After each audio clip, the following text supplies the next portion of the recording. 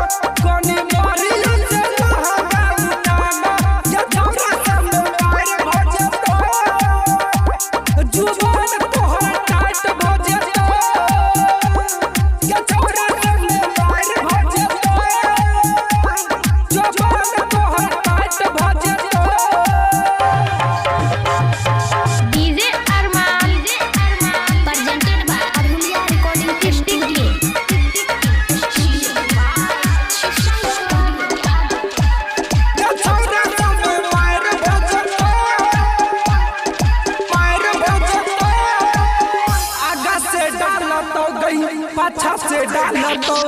पाछा से डाला तो आगा से डाला तो गई पाछा से डाला तो मगो चोली मांगे कमर धाके दाता कट ले तो गए पाछा से डाला